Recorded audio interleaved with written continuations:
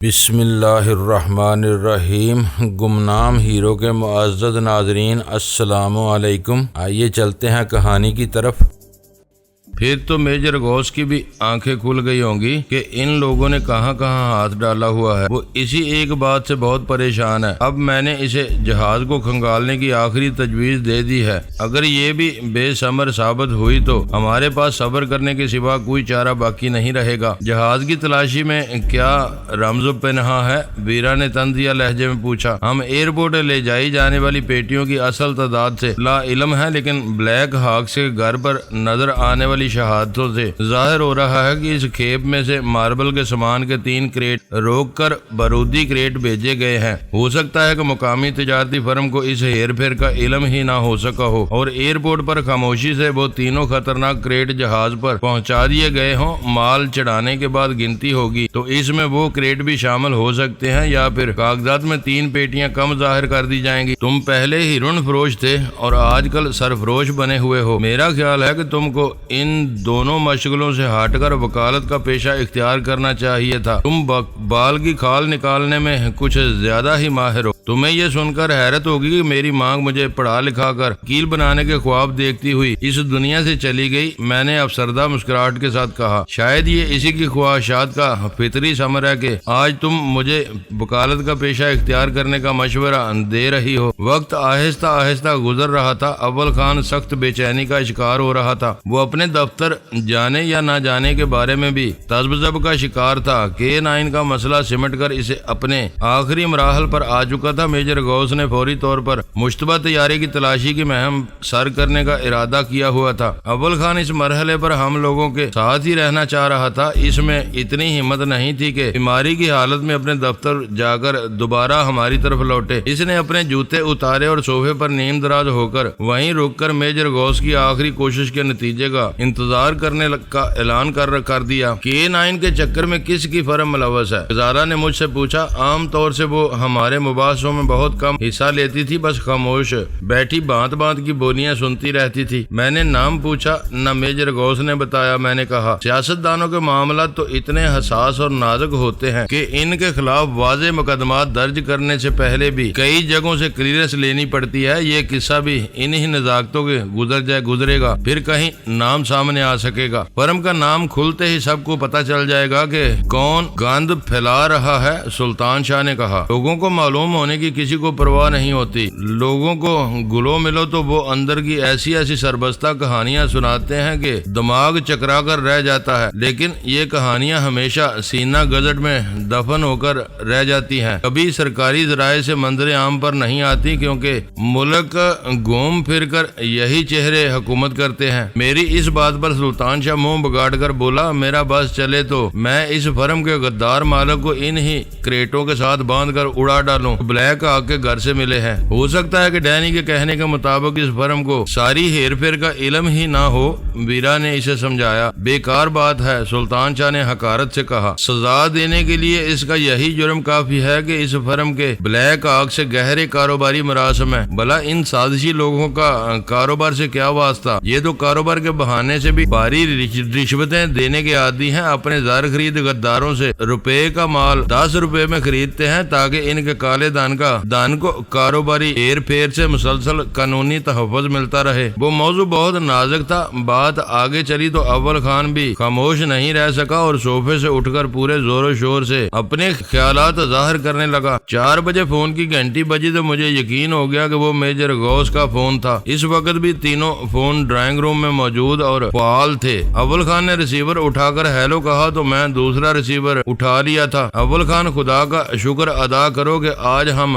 سرخرو ہوئے۔ ڈینی کی ہر بات حرف بے حرف درست ثابت ہوئی ہے۔ میجر غوث کی آواز پھرتے جذبات سے کانپ رہی تھی۔ ڈینی کو بلاؤ، میں یہ خوشخبری سب سے پہلے اسی کو سنانا چاہتا ہوں۔ میں دوسری لائن پر موجود ہوں۔ میں نے اس کا پیغام سن کر سکون سے کہا، تم واقعی جینیس ہو۔ تم میرے سامنے ہوتے تو اس وقت میں تمہارا منہ چوم لیتا۔ K9 مشن بے نقاب ہو گیا۔ بارود کی بالکل ویسے ہی 3 پیٹیاں جہاز کے اکلوتے کیبن کی دیواروں میں پوشیدہ تھی جو ہم پچھلی رات دیکھ چکے ہیں۔ اب یہ جہاز کراچی سے پرواز نہیں کر سکے گا۔ اس وقت تم کہاں سے بول رہے ہو؟ میں نے پوچھا۔ ایئرپورٹ سے۔ جہاز کے کپتان نے راز فاش ہوتے ہی خودکشی کر لی ہے۔ ان خطرناک پیٹیوں کو نکارہ بنانے کے لیے ایمرجنسی کا اعلان کر کے ہوائی اڈہ بند کر دیا گیا ہے۔ میں یہاں بہت مصروف ہوں۔ اول خان خوشی سے بے اختیار ہو کر کسی بچے کی طرح پوری آواز سے چیخ پڑا۔ غزالہ کی آنکھوں میں تیزی کے ساتھ شبنم اترتی جا رہی تھی۔ میجر غوث سے ملنے والی وہ خبر اس قدر اہم اور سنسنی خیز ثابت ہوئی کہ فون پر اپنے فوری رد عمل کا اظہار کرنے کے بعد ہم میں سے کوئی بھی کافی دیر تک کچھ بولنے کے قابل نہیں رہا۔ چاروں ہی فرتے جذبات سے بہت زیادہ مغلوب ہو گئے تھے۔ غزالہ کی آنکھوں کی نمی میں نے پہلے ہی دیکھ لی تھی، پھر اول خان کی آنکھیں بھی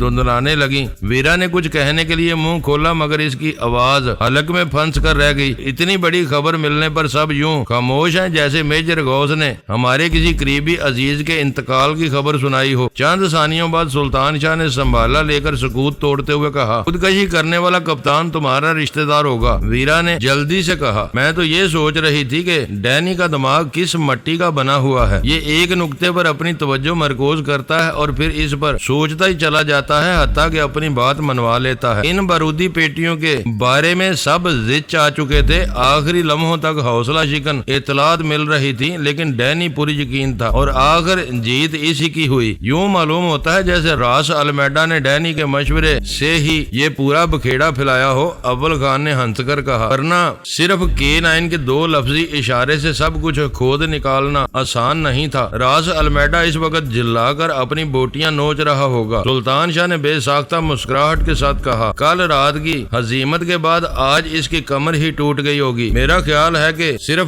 K9 مشن کو پایا تکمیل تک پہنچانے کے لیے یہاں بیٹھا ہوا تھا اور وہ مشن بری طرح ناکام ہو گیا۔ بس یہی ایک بات یقین سے کہی جا سکتی ہے کہ K9 کا کام ہو گیا۔ میں نے کہا، ورنہ دوسری بات بہت سی باتیں ابھی تک اندھیرے میں ہیں۔ جہاز کے کپتان کی خودکشی کے بعد اب اس راز سے کبھی پردہ نہیں اٹھ سکے گا کہ غیر قانونی اور خفیہ طور پر لے جائی جانے والی بارودی پیٹیاں کس نشانے کو تباہ کرنے کے لیے لے جائی جا رہی تھیں۔ کیوں؟ اب اس بارے میں کیا شبہ ہے؟ ویرا نے چونک کر پوچھا۔ میں نے K9 کا ذکر راس المیڈا کی زبان سے سنا تھا۔ بعد میں پتا چلا کہ امریکنوں نے برسوں پہلے کراچی کے ایک ترقیاتی سروے میں اس ساحلی پٹی کو K9 کا نام دیا تھا جہاں بعد میں ایٹمی بجلی گھر بنا لیا گیا۔ اس سے آگے سب ہمارے کیا ساتھ ہیں؟ کون بتائے گا کہ ماربل کے سامان اور بارودی ذخیرے کے ساتھ اڑنے والے جہاز کو کراچی کے ہوائی اڈے سے لے جا کر کہیں گرانے کی سازش تیار کی گئی تھی۔ ویرا بکھلائے ہوئے انداز میں اول خان کا منہ تکنے لگی۔ میری بات نے اسے چکرا کے رکھ دیا تھا۔ ڈینی بالکل ٹھیک کہہ رہا ہے، اول خان نے معنی خیز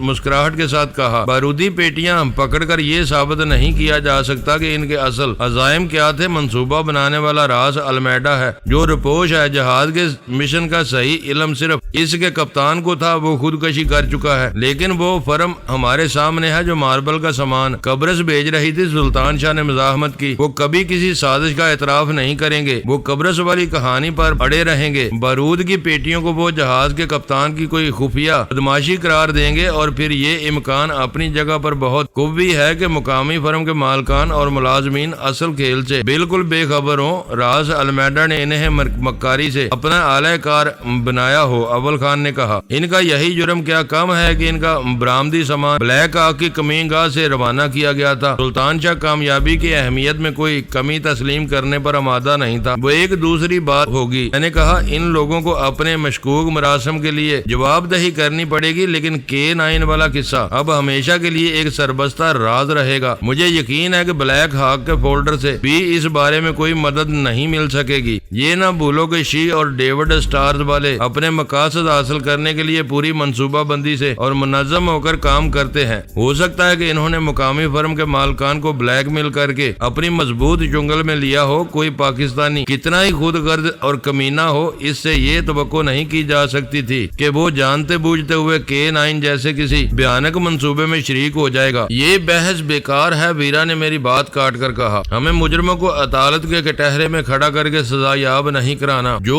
ہم ثبوت اور گواہوں کی فکر میں پڑے ہوئے ہیں۔ سازش کا تانا بانا بکھر چکا ہے، کچھ دشمن مارے جا چکے ہیں۔ راس المیڈا اپنے 2 مددگاروں کے ساتھ باقی رہ گیا ہے، وہ تینوں بھی جلد ہی مارے جائیں گے۔ کرنل اشفاق اور میجر غوث کی حمایت کے بعد یہ کام آسان ہو جائے گا۔ یہ نہ بھولو کہ اب میں بھی اپنے مسائل سے آزاد ہوں، آزاد ہو کر اپنے منصب پر پوری طرح بحال ہو چکا ہوں۔ اول خان نے آسودہ سی مسکراہٹ کے ساتھ کہا۔ مجھے اچھی طرح یاد ہے، میں نے جوابی مسکراہٹ کے ساتھ کہا، جب تک اسلام آباد میں قادر کی نسل کا ایک بھی فرد موجود ہے ہمیں کسی خوش گمانی میں مبتلا نہیں رہنا چاہیے۔ کڑی چھان بین کر کے بعد کرنل اشفاق کے آدمیوں نے اسے پکڑ لیا ہے، لیکن کون جانے کہ مزید کتنے قادر ان کی زاد میں آئے ہوئے ہیں۔ گنتی کے چند افسروں کو چھوڑ کر آج کل تو ہر ایک ہی امریکہ اور سوئٹزرلینڈ میں اثاثے بڑھانے کی فکر میں لگا ہوا ہے۔ وہ کسی کی بھی گردن ناپ کر اسے اپنی پسند اور مرضی کے فیصلے صادر کروا سکتے ہیں۔ تم ٹھیک کہہ رہے ہو۔ اول خان کے ہونٹوں پر سے مسکراہٹ معدوم ہو گئی اور اس کی آنکھوں میں فکر مندی کی جھلکیاں تیرنے لگیں۔ وہ اپنی بات جاری رکھتے ہوئے کہہ رہا تھا، کرنل اشفاق کہہ رہا تھا قادر کے معاملات کو خفیہ رکھنے کی کوشش کی گئی تھی، لیکن بلیک ہاک نے وہ خبر حاصل کر ہی لی۔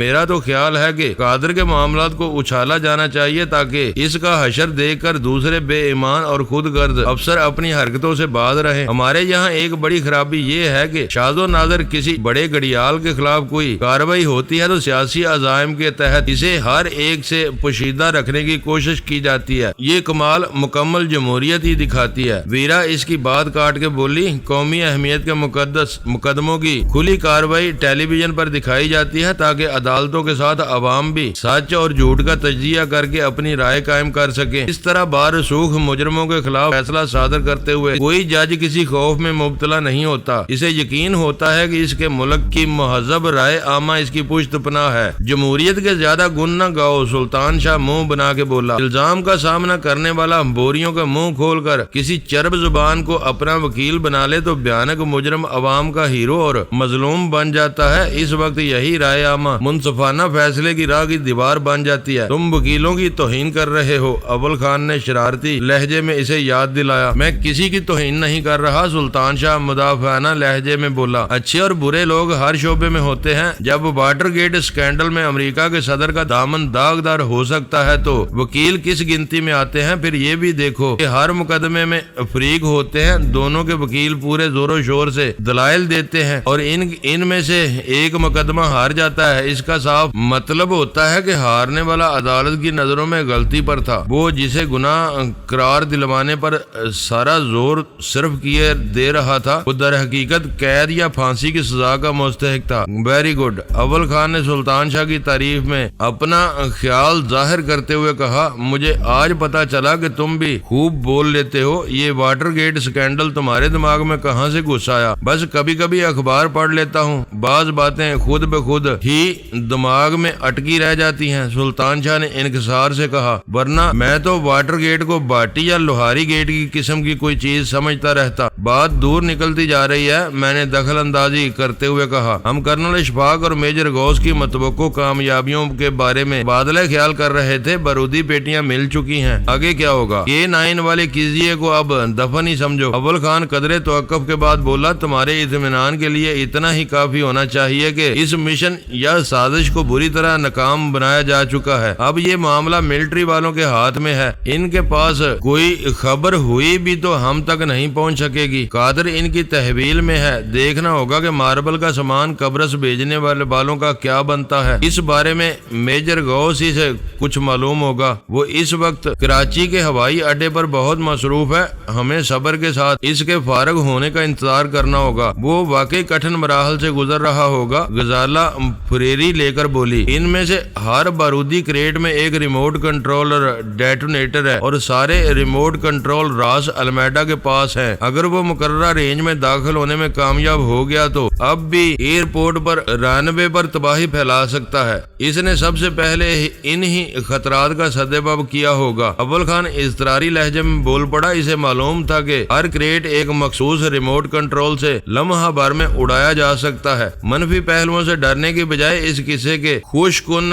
امکانات پر غور کرو۔ اس نے بلیک ہاک کے مکان پر ہی اس بارودی ماہرین کو بلا لیا تھا۔ راڈنی آرک کے بارے میں اس نے پہلے ہی معذرت کی تھی۔ میں نے خود کلامی کے انداز میں کہا، راس المیڈا نے راڈنی آرک کا نام اختیار کر کے سفارتی مراعات حاصل کی ہوئی ہیں۔ وہ یہاں جتنا گند چاہے پھیلاتا رہے، ہمارا قانون اس کا کچھ نہیں بگاڑ سکتا، لیکن اسے ناپسندیدہ قرار دے کر ملک سے نکالا جا سکتا ہے۔ اول اول خان نے کہا، اس میں خارجہ تعلقات کی باریکیاں آڑے آ سکتی ہیں۔ میں نے مایوسی سے کہا، میرے حساب سے یہ آرمی یا کسی اور ادارے کا کیس ہی نہیں ہے، اسے ہم لوگ اسپیشل ٹاسک فورس کی مدد سے نپٹا سکتے ہیں۔ ہو سکتا ہے کہ وقت گزرنے کے ساتھ ہمارے دوست بھی اسی نتیجے پر پہنچے اور ہمیں اپنا کام کرنے کا موقع مل جائے۔ ویرا نے پورا امید لہجے میں اپنا خیال ظاہر کیا۔ تم اپنا ایک وعدہ بھول رہے ہو؟ سلطان شاہ نے چونک کر میری آنکھوں میں جھانکتے ہوئے کہا۔ وہ کیا؟ میں نے حیرت سے پوچھا۔ فوری طور پر مجھے اپنی کوئی وعدہ خلافی یاد نہیں آ سکی۔ جیف ملر کا اپریٹس اب ہمارے لیے اپنی افادیت کھو بیٹھا ہے۔ تم نے میجر غوث سے وعدہ کیا تھا کہ وقت آنے پر یہ اپریٹس اول خان کے ذریعے اسے بھجوا دو گے۔ وہ میں ابھی اول خان کو دے دوں گا، لیکن اب میجر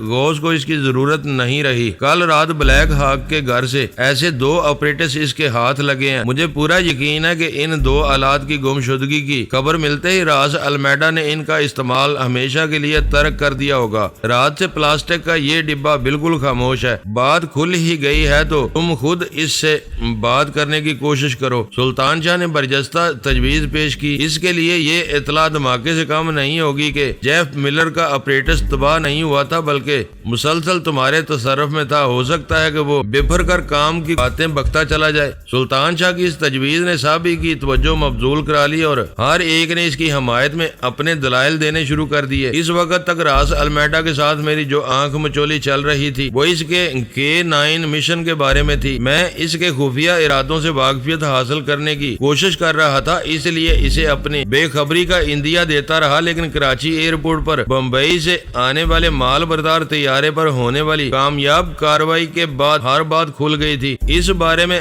رازداری کی مزید کوشش بے سود تھی۔ میری آمادگی دیکھ کر سلطان شاہ فوراً ہی اپریٹس اٹھا لایا۔ اپریٹس آن کرتے ہوئے میں دل ہی دل میں یہ سوچ کر مسکرا دیا کہ میجر غوث یا اس کے آدمی اپریٹس پر میری غیر متوقع آواز سن کر ہکا بکا رہ جائیں گے۔ میں ڈینی بول رہا ہوں، چیف سے بات کرنی چاہتا ہوں، اوور۔ میں نے بٹن دبا کر اپنا پیغام انگریزی میں نشر کیا اور بٹن چھوڑ کر جواب کا انتظار کرنے لگا۔ میں نے اپریٹس کی آواز خاصی بلند کی ہوئی تھی، مگر وہ چاروں اپنی نشستوں پر یوں متجسسانہ انداز میں آگے کی طرف جھکے ہوئے تھے جیسے اس لاسلکی آلے سے سرگوشیوں میں آوازیں برآمد ہونے کی توقع کر رہے ہوں۔ چند ثانیوں تک لائن پر دھیما دھیما ریڈیائی شور گونجتا رہا، پھر اچانک ہی شور کا وہ سلسلہ منقطع ہوا اور کمرے کی محدود فضا میں راس المیڈا کی ٹھہری ہوئی باریک آواز گونجنے لگی۔ شاید تم مجھے یہ جتانا چاہ رہے ہو کہ پچھلی رات میرے آدمیوں کی بے پرواہی کی وجہ سے 1 یا 2 اپریٹس تمہارے ہاتھ لگ گئے ہیں، اوور۔ وہ اپریٹس دوسرے مستحقین اپنے ساتھ لے گئے تھے۔ میں پہلے سے تمہارے روبدار آواز سنتا رہا ہوں۔ تم نے جیف ملر اور گیری ہارٹ کو دھوکے سے پکڑوا کر ان کے ساتھ ظلم کیا ہے، اوور۔ اپریٹس پر اس کی بے ساختہ گھراہٹ سنائی دی۔ وہ فوراً ہی میری بات کا مفہوم سمجھ گیا اور بولا، تو میرا شبہ درست تھا، جیف ملر جھوٹا اور حرام زادہ نکلا۔ اب وہ سسکا کر مارا جائے گا۔ ان دونوں کی پرزور یقین دہانیوں نے مجھے مغالطے میں ڈالے رکھا اور اسی وجہ سے تم کو اپنی گنڈا گردی دکھانے کا موقع مل گیا۔ میں حیران تھا کہ گرے ہاک آواز نکالتے ہی کیسے مارا گیا۔ شروع سے آخر تک ہر بات پر اسرار اور ناقابل فہم تھی، مگر تمہاری اس کال نے یہ ساری گتھیاں سلجھا دی ہیں۔ یہ نہ سمجھنا کہ میرے ترکش کے سارے تیر ختم ہو چکے ہیں۔ میں اس وقت بھی تمہاری اینٹ سے اینٹ بجا سکتا ہوں، اوور۔ تم غصے میں بہک کر غلط محاورہ بول رہے ہو، میں نے اسے سلگانے کے لیے خوشگوار لہجے میں کہا۔ کسی ٹھکانے کی اینٹ سے اینٹ بجانے کا خواب دیکھنے والا کراچی کے ہوائی اڈے پر خودکشی کر چکا ہے۔ تمہارا K9 مشن ان بارودی پیٹیوں میں دفن ہو چکا ہے جن کے ریموٹ کنٹرول تم نے اپنی دم سے باندھے ہوئے ہیں۔ تمہارے آدمیوں کو معلوم ہو چکا ہے کہ تم چیف کے بحروب میں ڈیوڈ سٹارز والے راس المیڈا ہو۔ بلیک ہاک اپنے اپریٹس پر میری آواز سن رہا ہوگا، وہ میری ان باتوں کی تصدیق کرے گا۔ یہاں اتنے جوتے کھانے کے بعد تم اپنے کس ترکش کا ذکر کر رہے ہو، یہ میرے لیے ناقابل فہم ہے۔ ہمت ہے تو کوئی وار کر کے دیکھو، اوور۔ میں جان بوجھ کر اسے اشتعال دلانے کی کوشش کر رہا تھا، لیکن جواب میں اس کی آواز بدستور بھاری اور سرد تھی۔ جیف ملر کی غداری کے نتیجے میں ملنے والی اتفاقی کامیابیوں پر اترانے کی کوشش مت کرو۔ میرے منصوبے کبھی ناکام نہیں ہوتے۔ میری کارروائی کے نتائج تمہارے سامنے آئیں گے تو دہشت سے تم ٹھٹر کر رہ جاؤ گے۔ میرا راستہ کاٹنے والے کبھی سکھ سے نہیں مر سکے۔ میں جیمی لائٹ یا جیم کلارک نہیں، راز المیڈا ہوں۔ میری شہرت سے تمہاری نسل کے بڑے بڑے تھراتے ہیں۔ بلیک ہاک یہ جان کر کے وہ میرے لیے کام کر رہا ہے فخر سے پھول گیا ہوگا، اوور۔ ابھی نہیں پھولا، ایک آدھ روز روز میں اس کی بے گور و کفن لاش اس شہر کے کسی ویرانے میں پڑی رہے گی تو وہ خود بخود پھول جائے گا۔ اور ہاں، یہ نہ بھولو کہ سخت جان جیف ملر جب تک اپنی ٹانگوں پر کھڑا ہونے کے قابل تھا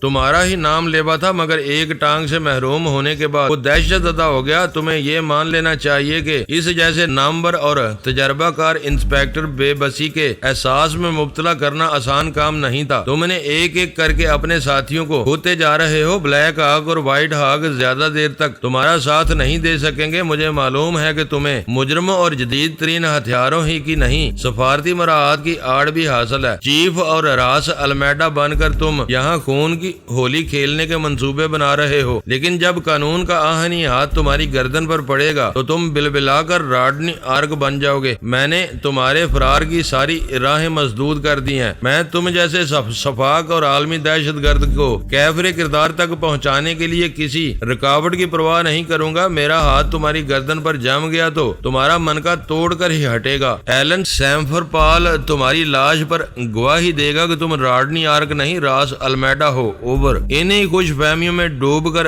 ناچتے رہو۔ اس بار راس المیڈا کی آواز میں بے ساختہ تلخی عود کر آئی۔ وہ کہہ رہا تھا، ایلن مر چکا ہے۔ اب تم اس سرزمین پر میرے خلاف مر کر بھی کوئی گواہ تلاش نہیں کر سکو گے۔ میں وہی رہوں گا جو میرا دعویٰ ہوگا۔ تم جو کچھ جان چکے ہو وہی تمہاری موت کے لیے کافی ہے۔ اوور۔ مجھے معلوم تھا اس اپریٹس پر وہ میری اور اس کی پہلی اور آخری گفتگو تھی۔ وہ دوبارہ میری دہشت ناک دھمکیاں سننے کا متحمل نہیں ہو سکتا تھا، اس لیے میں اسے اسی بار پوری طرح ہراساں کرنے کی کوششوں میں مصروف تھا۔ اس خبیث نے K9 کے علاوہ بھی اپنے دوسرے شیطانی منصوبوں کا ذکر کیا تھا۔ وہ اس کی کھوکھلی دھمکی بھی ہو سکتی تھی، مگر میں کوئی خطرہ مول لینے کے لیے تیار نہیں تھا۔ تم مرنے سے پہلے اپنے دل کی بڑھا سے نکالتے رہو، آخری فیصلہ کسی بھی وقت ہو جائے گا۔ مرد ہو تو میدان سے نہ بھاگنا۔ تم نے ایلن کی کمین گاہ پر اپنی بدحواسیوں سے مجھے بہت مایوس کیا تھا۔ میں سوچ بھی نہیں سکتا تھا کہ ڈیوڈ اسٹارز کا خالق اپنے بدن سے خون کی 2 بوندیں بہتے ہی کسی خارش زدہ کتے کی طرح دم دبا کر بھاگ نکلے گا۔ اوور۔ تم اب ہذیان بک رہے ہو۔ کان کھول کر سن لو کہ میں تمہاری راہ پر لگ چکا ہوں۔ اب اس اپریٹس پر بھی تم میری آواز نہیں سن سکو گے۔ میں اس کی بیٹری نکال دوں گا۔ اب تم سے دو بدو ہی ملاقات ہوگی۔ میں نے سمجھ لیا ہے کہ تم راہ راست پر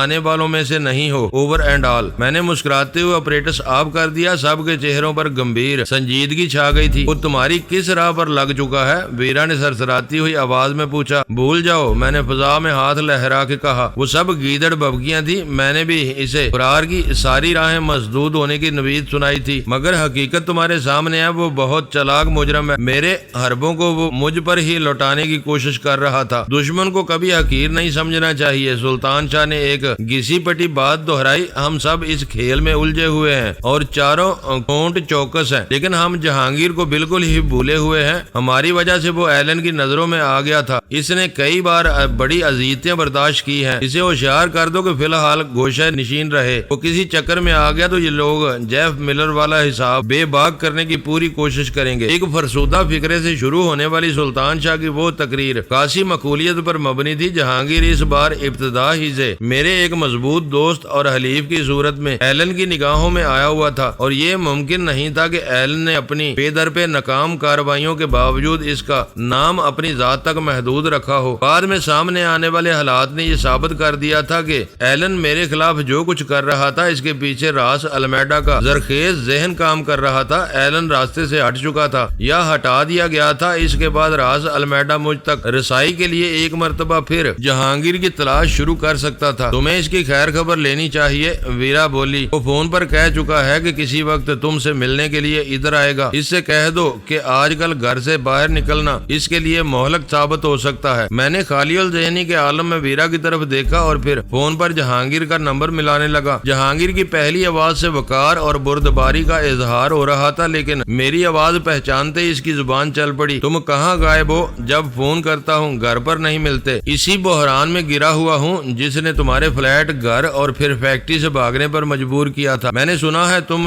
ہم لوگوں سے ملاقات کے لیے آنے کا ارادہ کر رہے ہو۔ میں نے کہا گھر پر پڑے پڑے بوریت ہونے لگی ہے۔ کئی بار ارادہ کیا مگر پھر ٹال دیا۔ پہلے میں اسے اپنی کاہلی سمجھ رہا تھا، مگر آج صبح میں نے اپنی بلڈنگ کے سامنے والے کمرشل ایریا میں ایک ایسا چہرہ دیکھا ہے جو مجھے شناسا معلوم ہو رہا تھا۔ وہ مشتبہ انداز میں کئی گھنٹے سے وہیں منڈلاتا رہا۔ اس کی زیادہ تر توجہ ہماری بلڈنگ سے نکاسی کے راستے پر تھی۔ یہ میرا وہم بھی ہو سکتا ہے مگر اب میں کوئی خطرہ مول نہیں لوں گا۔ شاباش، اب تم خاصے سمجھدار ہو گئے ہو۔ ایسی کوئی صورتحال دیکھی تو فون پر ہم میں سے کسی کو آگاہ کیوں نہیں کیا؟ بے مقصد گپ شپ کے لیے فون پر وقت برباد کرتے رہتے ہو۔ تم لوگ خود پریشان ہو، تمہیں کیا تنگ کرتا؟ ان چھوٹے موٹے خطرات کو تو میں خود ہی سنبھال سکتا ہوں۔ مجھے معلوم نہیں تھا کہ اب تم اتنے بالغ ہو گئے ہو، میں نے تند سے کہا۔ دوسرا چکر یہ تھا کہ سلمہ کے سامنے میں فون پر ایسی کوئی بات نہیں کرنی چاہتا تھا۔ اس کی خفت امیز آواز آئی، صلح کو وقت ہی کتنا ہوا ہے، خطرے کی کوئی بھنک اس کے کان میں پڑ جاتی تو میرا اٹھنا بیٹھنا اجیرن کر دیتی۔ بس اسی خیال سے تمہیں فون نہیں کیا۔ اور اب وہ کہاں ہے؟ میں نے چونک کر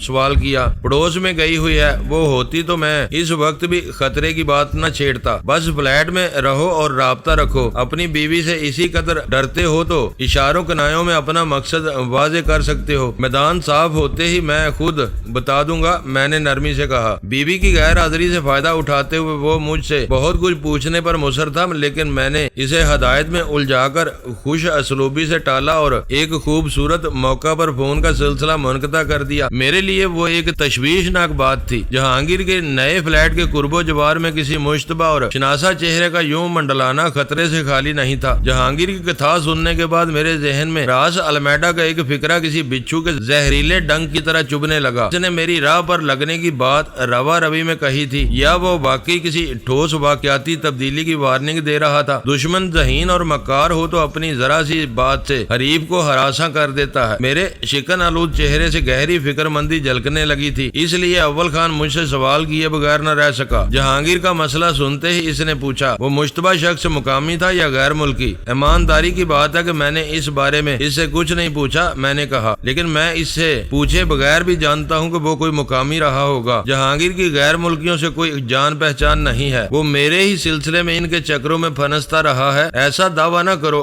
میری اس سے اچھی خاصی دوستی ہے۔ بیرا درمیان میں بول پڑی، سنجیدہ باتوں میں دخل مت دو۔ سلطان شاہ مضطربانہ انداز میں اپنی نشست پر پہلو بدل کر بولا، فکر مت کرو، اول خان نے بے فکری سے کہا، تم ابھی تک بھولے ہوئے ہو کہ ایس ٹی ایف میں میری سابقہ حیثیت بحال ہو چکی ہے۔ تشویش کی کوئی ضرورت نہیں، تشویش کی کوئی ضرورت نہیں، میرے آدمی جہانگیر کے گھر کی دیکھ بھال کر لیں گے۔ اس کے اما پر غزالہ نے ایک کاغذ پر جہانگیر کا پتہ اور فون نمبر لکھ کر اول خان کے حوالے کر دیا۔ اول خان نے وہیں سے اپنے دفتر فون کر کے اپنے کسی ماتحت سے بات کی اور اسے جہانگیر کے گھر کے ساتھ ہمارا بھی پتہ بتاتے ہوئے ہدایت کی کہ دونوں جگہ فوری طور پر دو دو آدمی بھیج دیے جائیں جو اصل عمارت سے دور رہ کر یہ دیکھنے کی کوشش کریں کہ ان عمارات میں کون دلچسپی لے رہا ہے۔ ایسا کوئی شخص نظر میں آ جائے تو اسے فوراً اٹھا کر ایس ٹی ایف کے مرکز میں بند کر دیا جائے۔ مجھے یک بہ یک اپنے وجود میں غیر معمولی توانائی کا احساس ہونے لگا۔ افغانستان سے واپسی کے بعد میں نے اپنا بیشتر وقت ایس ٹی ایف کی مدد یا حمایت کے بغیر اپنے دشمنوں سے لڑنے میں گزارا تھا۔ کرنل اشفاق اور میجر غوث کی مداخلت تک ایسا وقت بھی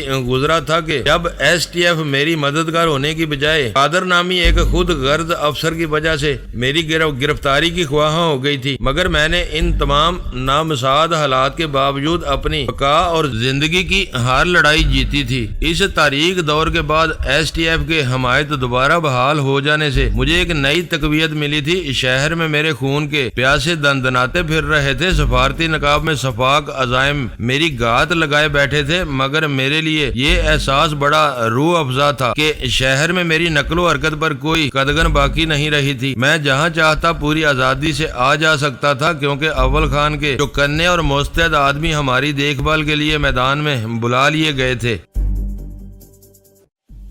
معزز ناظرین، لائک کریں، شیئر کریں اور کمنٹس باکس میں پاک آرمی زندہ باد، پاکستان پائندہ باد کا نعرہ ضرور درج کر کے اپنے ملک پر فخر کریں اور پاکستان کی بنیادیں مضبوط کرنے میں اپنا کردار ادا کریں۔ ویڈیو دیکھنے کا شکریہ۔ معزز ناظرین، اپنا خیال رکھیے گا اور ہمارے چینل کا بھی۔ ISI پاک آرمی زندہ باد، پاکستان پائندہ باد۔